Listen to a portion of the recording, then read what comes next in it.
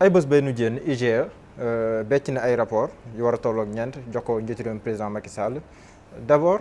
benn gis-gis bu yaatu boo am si rapport yi chaque fois day ñëwaat ay scandale présumé et cetera nan nga ko gisee. bon de toute façon loolu la muy wane rek mooy corruption régime Macky Sall xam nga Macky Sall bu mu fi doon falu 2012 moo doon wax ma yaakaar naa gouvernance wala gestion sobre et vertueuse. ñu bare d'ailleurs ci biir APR ay nit ñu baax ay kilifa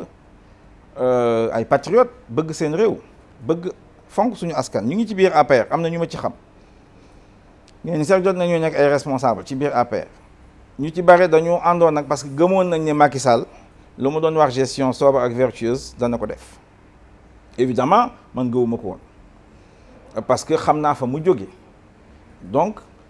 ensuite gis naa na mu traité charte de gouvernance démocratique des assises nationales boo xam ne signé na ko man ma signé ko ñeneen ñi signé ko. yow 2012 soutenir le président Macky Sall. si soutenir naa ko deuxième tour. kon na ko soutenir si loo gëmutoon. dama ko voteel lu ma gëmoon mooy Wade waruloon am troisième mandat xam nga politique noonu lay tëddee à un moment donné foog nga def ay choix n'est-ce pas entre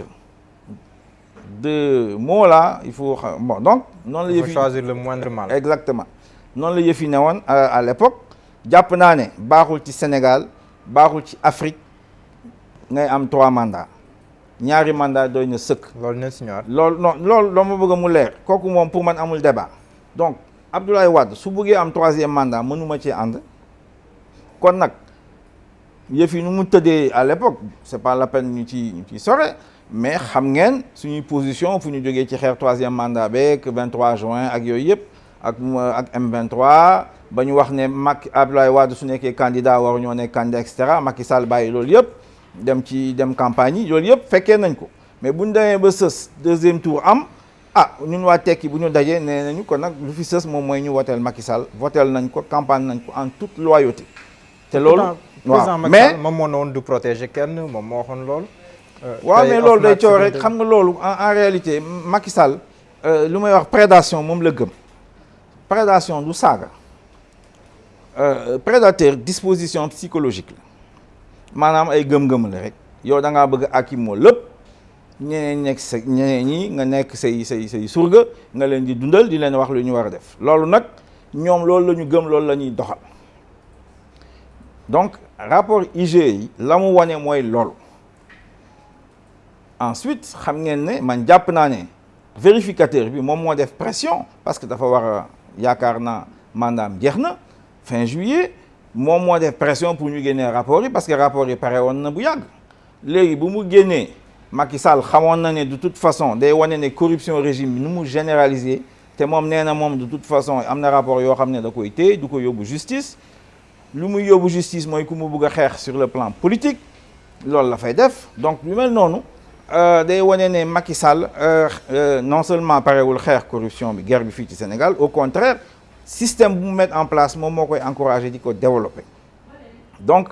léegi loolu bu amee nag moo andi contre-feu génnee ay déclaration de patrimoine ak yooyu pourtant mel na ndi ku réagir. nee na loolu mooy contre-feu bi. nee na nañ def déclaration de patrimoine comme ni ko loi bi waxee. loolu xam nga loolu day moom ñoom d'abord ñoom wéyale nañu loi bi waroon nañ ko def depuis longtemps defuñu ko su demee ba léegi di ko wax moom mooy ne en réalité bëggul ñu wax ci rapport IGE bi mooy corruption mais xam nga corruption bi lu tax mu gën a graaw dafa lëkkaloog blanchiment d'argent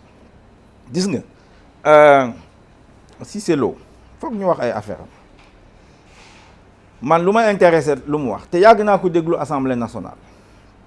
la mu wax moo am solo te xam naa ne loolu moo tax ñu koy waaj a topp mooy affaire drogue bi. mooy bi muy naan drogue yi ay ponkal ñoom ñoo si nekk. absolument économie de la drogue daf fi am fii ci Sénégal. teew jàpp nga ne kàngam yi jiite ñoo nekk ci ginnaaw. xaw ma ñu nekk ci ginnaaw moom moo newoon ak ñoom moom moo ko xam. mais lu ma wóor man mooy ñun suñu xoolee suñu koom-koom bi na muy doxee fii ci Sénégal conclusion bi moom c'est clair que économie économie daf fi am fii ci Sénégal daf fi am fii ci Sénégal temps yële passé at yële passé defoon nañu benn étude wane ne Sénégal koppar buy circuler ak koom-koom bi ñu koy calculer fii ñoom Amadou Ba ak ñoom ñu koy calculer différence yi c'est trop important. léegi lan mooy expliquer loolu. à peu près 200 à 250 milliards à l'époque nee naa lii c'est un vrai problème am na fu muy jógee effectivement léegi je suis presque convaincu que par benn parti bi dafa lëkkaloog drogue. te loolu kenn ko comptabiliser ndaxte. dafa lëkkaloog lay jaar. dafa lëkkaloog guerre. lu ma ko gën a leeral mooy les travaux de Mbeki Thabo Mbeki président Afrique du Sud ancien président am na groupe de travail sur les flux financiers illicites dégg ngeen ko waaw nee na 60 milliards de dollars mooy jógee Afrique chaque année di dem bitim réew et que état yëpp lay laal pratiquement et que c'est proportionnel même PIB état yooyu ci PIB Afrique loolu dafa méngoog man effectivement conclusion yu ma tiré woon c'est à peu près les mêmes chiffres donc fii Sénégal mën nga ne économie drogue ak corruption bi la muy générer par an c'est 200 milliards de francs CFA loolooy dëgg gi ne 200 milliards yoon dafa am ñu koy séddoo nag fu muy jaar am na yuy jaar ci ay faux billets parce que loolu trafic faux billets ci biir gis nga suñu benn député mi ngi woon ci biir jàpp nañ ko ci benn day jaar ci foncier parce que fii le prix de la terre là est trop élevé fii Dakar foo laal 500 000 nan lay wax 1 million plateau le mètre carré les trafics de voitures là gis ngeen affaire u Macky Sall moom sax waxoon na ko nee na lu ñu dépensé ci oto c'est énorme d'ailleurs feeñ na sax ci rapport IGE waaw trafic de voiture loolu secteur de blanchiment la ñëpp xam nañ loolu alors donc yu mel noonu su amee ak suuf si ak immobilier na mu mel fii ci Sénégal surtout immobilier de luxe donc loolu c'est extrêmement grave Cissé Lo nag loolu la yëkkati wax ko ci kaw ne moom xam na kàngam yu nekk ci ginnaaw ah procureur woogu ko ba léegi da ngay jox du crédit au propos de Cissé Lo. Donner du crédit xam nga loolu man lu may xam daal moi je prends ça au sérieux parce que effectivement moom nekk na kàngamu APR kàngamu régime bi nekkoon na président assemblée CEDEAO point d'observation la su demee ba wax loolu du ma wax ne waxu caaxaan la parce que effectivement ñun def nañu ay constatations sur les chiffres économie sénégalaise yoo xam ne effectivement yi mën na ko corroborer ñetteel bi mooy ONUDC l'Organisation des Nations Unies buy toppatoo affaire drogue beeg yooyu bind nañu ne Afrique de l'Ouest Sénégal ci biir zone de transit la de la drogue et de la drogue dure wax nañ ko bind nañ ko wane nañu tamit ñoom yan méthode nañu utiliser pour loolu moom moo tax ma jàpp ne affaire guerre bi bu IGE wane fii ci Sénégal Macky Sall du ko xeex tey du ko xeex ëllëg au contraire daf ñoo bëggal sëlëm ne léegi ay déclaration de patrimoine yoo xam ne de toute façon ça n'a aucun intérêt. bonne gouvernance loolu bokk ci engagement yi gën a fort ci président Macky Sall. non liggéey ci dara du ko xeex. non wane na ko parce que système boo xam ne moom moo koy contrôler mooy président bi. ndax dafa am comme ñu bëgg a protéger. ah c'est sûr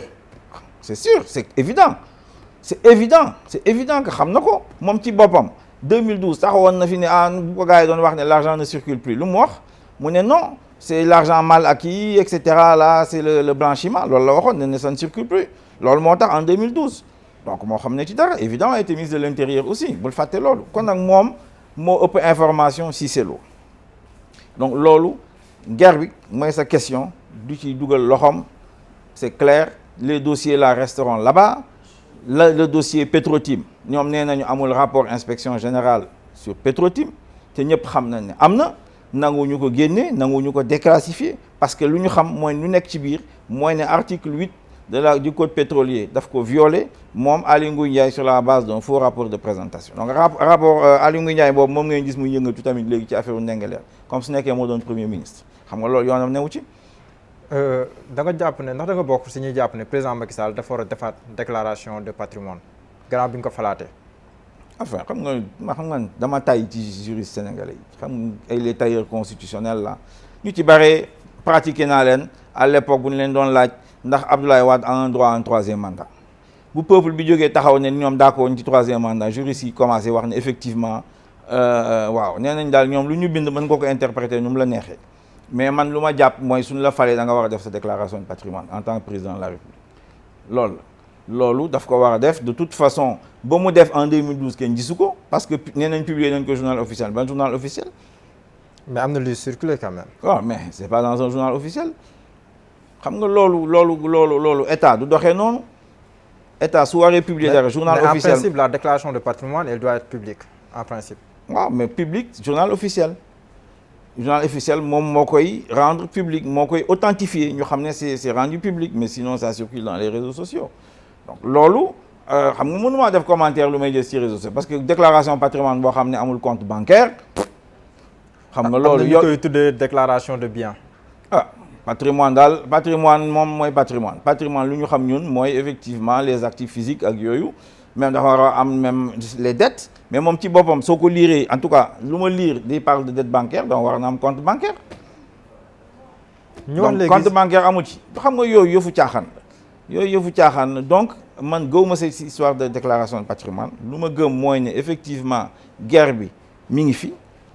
économie de guerre et de la drogue au Sénégal c'est 200 milliards par an man maa ko wax donc loolu moo fi nekk ñu koy séddoo nag ñu ngi fii ci dëkk bi ak bitim réew te loolu baaxul ci suñu koom-koom baaxul ci suñu jeunesse baaxul ci liggéey bi baaxul ci suñuy valeur morale ak yooyu loolu moom moo am solo te loolu dañ ko fi war a génnee pour génnee ko fi nag dañoo soxla alternative waxuma alternance politique alternative ñu jël prédateurs yi teg leen fële defaraat yeneen kuréel Sénégal avancé